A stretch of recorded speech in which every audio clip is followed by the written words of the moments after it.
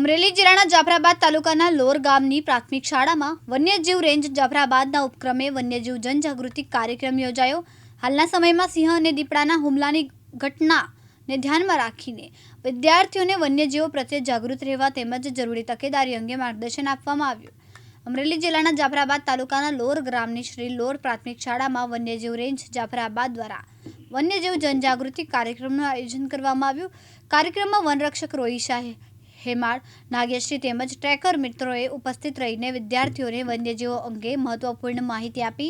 One વિભાગના અધિકારીઓએ હાલના સમયમાં સિંહ અને દીપડાના માણસો પર થતા હુમલાઓના સંદર્ભમાં સાવચેતી રાખવાના ઉપાયો સમજાવ્યા છે તેમજ વન્યજીવોનું સંરક્ષણ અને માનવ વન્યજીવ સંઘર્ષ કેવી રીતે ટાળી શકાય તે અંગે માર્ગદર્શન આપ્યું।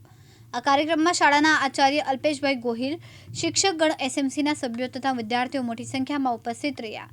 કાર્યક્રમના અંતે શાળા પરિવાર દ્વારા વન્યજીવ રેન્જ જાફરાબાદના સ્ટાફનો આભાર વ્યક્ત કરવામાં આવ્યો। આજ રોજ અમારી શાળાની અંદર હેમાળ બીટમાંથી ફોરેસ્ટ વિભાગમાંથી આવેલા કર્મચારી સ્ટાફગણ દ્વારા શાળાના બાળકોને સિંહો પ્રત્યે જાગૃતિ આવે અને સિંહ પ્રત્યેનો ડર દૂર થાય એ માટે ખૂબ જ સરસ રીતે માર્ગદર્શન આપવામાં આવ્યું। આપ સૌ જાણો છો તે રીતે સિંહ એટલે કે જંગલનો રાજા કહેવાય અને એશિયાટિક લાયન એ માત્ર આખા એશિયાની અંદર ગીરના જંગલની અંદર જોવા મળે છે। આપણા ગીરના 11 જિલ્લાની અંદર સિંહો વસવાટ કરતા હોય છે અને એમાંય લોર ગામની અંદર પણ સિંહોની અવરજવર અને વસવાટ છે। ત્યારે બાળકોની અંદર સિંહ પ્રત્યેનો ડર દૂર થાય અને સિંહ પ્રત્યે ખૂબ જ જાગૃતિ આવે એ માટે હેમાળ બીટમાંથી આવેલા પ્રજાપતિ સાહેબ દ્વારા ખૂબ જ સરસ રીતે માર્ગદર્શન આપવામાં આવ્યું અને બાળકોએ ખૂબ જ સુંદર રીતે જવાબો પણ એના।